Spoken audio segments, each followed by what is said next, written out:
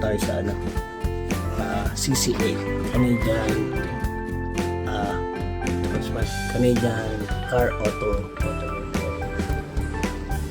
Dito na tayo dahil pinaset up na natin yung sasakay natin. Nilagay ko na din sa garahe yung ano, yung sasakay. Siguro mga 8 takes 1 and a half hour lang yan mga mamo. Masiset up na, so makikita nyo yung before and after ng ating sasakyan. So try natin, pausapan natin sila, medyo busy na baka pwedeng sumilip doon habang kinakapit yung ano, yung mga bagong rim siya walang mga kamamo. So let's watch this. Grabe mga kamamo, ang ganda. Isa. Ito kasi medyo sporty style siya. Ito talaga yung ano, pang rugged tingnan. Mga sporty style eh. Yan, ito yung maangas talaga boy. Mama yan. Yung mga ganyan, yung mga insalyado na ano sa labas. Ano. Ganda eh. Ayun mga kamamo, simulan na nila.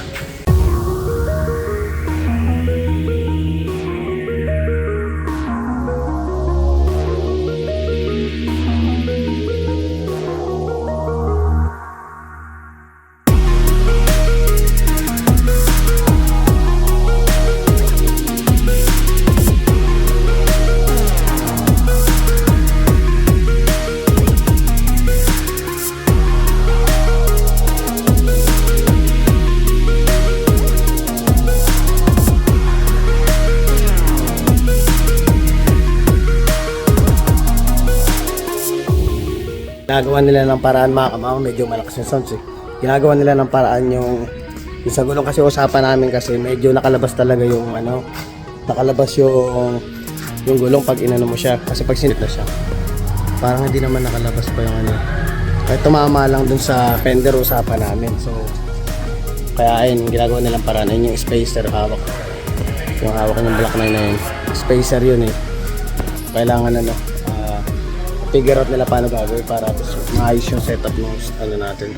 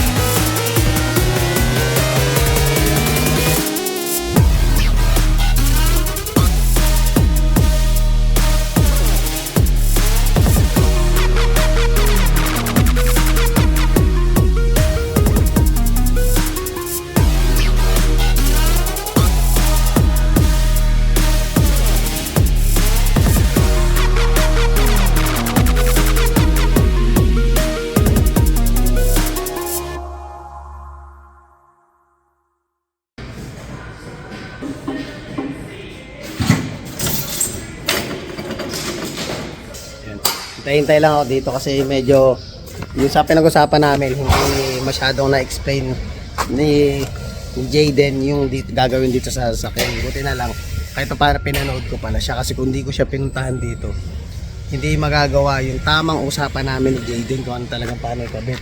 Ayun, kasi ang usapan talaga, kailangan nakalabas yung gulong.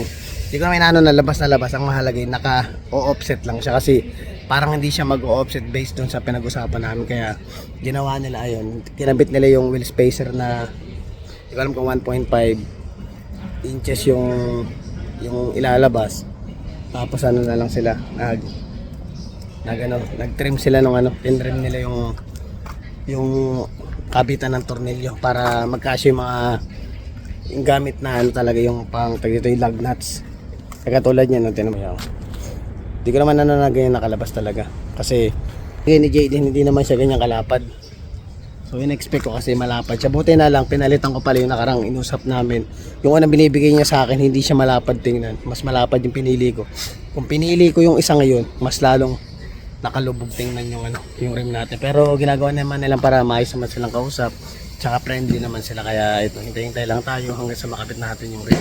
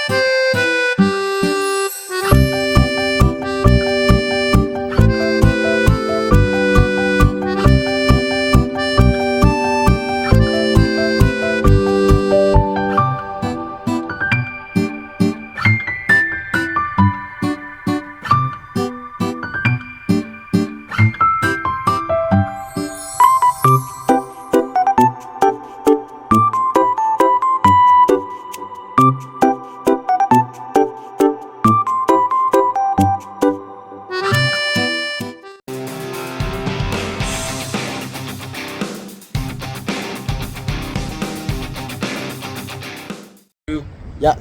44th Street East, and you can call us at 306-955-2886. Yeah. Thanks, man. No problem. Thank Yeah, you. thank you. Yeah, have a good day. I'm happy you're happy. Yeah, thanks. Ay mga kamama, pupunta na tayo sa sa A1 tire at ibebenta na natin tong mga spare tire natin. Medyo makapal pa naman yan mga kamama.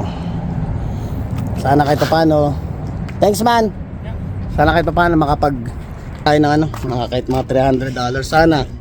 So ayun ngayon tatry na natin i-drive kung swabe ba yung yung kabit ng gulong. Tsaka malolobat na si kay Mamaw eh. Mamaya na lang natin ituloy pag uwi ko at na-set up na lahat ng nung bebenta, tapos na-iwi ko na lahat ng gamit. Sige mga Mamaw, see you later. Dumi, pawis ako mga Mamaw. Dito na ako sa A1 tire actually. Naabutan ako, nagsarado. 5:30 yung sarado nila. Sumakto 5:29 ako dumating dito. Hinihingal ako sandali mga Mamaw. Nakapag-cash out na kasi sila. So buti na lang mabait yung empleyado dito mga Mamaw dahil nakasuyo ako. Sabi ko, pwede bang iwan ko na lang muna yung gulong dito, yung rim na luma nga natin, tapos balik na lang ako bukas. Kasi kako malaking tulong sa akin yun dahil kako wala tayong pwesto dun sa bahay. Tsaka ayoko namang iwanan kako sa may trunk ko at sa may hood tayo nakatira. Baka mamaya mawala lang yung gulong. Sabi niya okay pumayag. Kaya nagpapasalamat ako kumbaga hulog pa rin ang langit mga kamamo. Kahit late ako,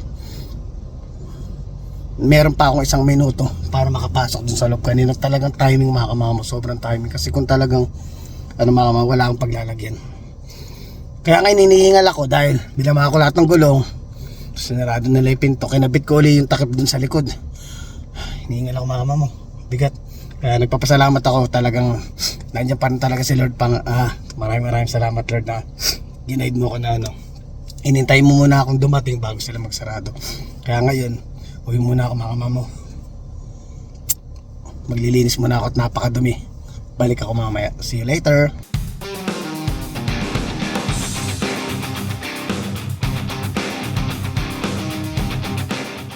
Mga kamamo, bago matapos tong vlog na to, syempre papakita natin yung bago nating rims. Ready na ba kayo mga kamamaw? In 3, 2, 1, go!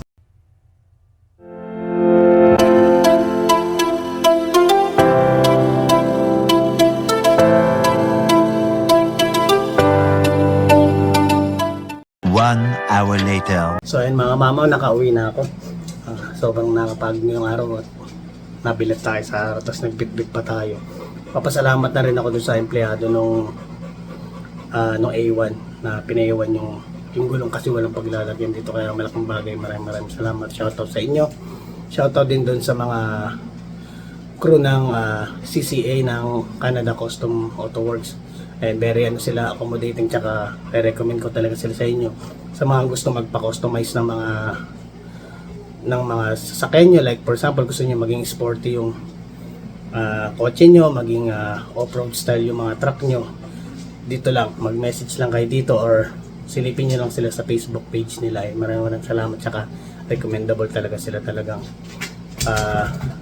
talaga sila nung medyo natagalan yung pagkabit nung rim natin, dahil doon sa pagkakausap namin ni Jaden is hindi pala yung spacer na expected ko yung ilalagay. So inayos naman nila, na ginawa naman nilang paraan na masatisfy yung customer nila. Like ako, gusto nilang masatisfy talaga ako, kaya ginawa nila ang best nila para makuha talaga yung gusto talaga na ko yung visualize ko na style nung sasakyan natin. So maraming salamat Jaden, tsaka din sa dalawang magkabit ng natin. So hindi na ako masyadong nakapagsalita kanina kasi nga nakakaya din sa kanila kung papatanggal ko yung music, kasi habang gumagawa sila nag-music kasi sila eh.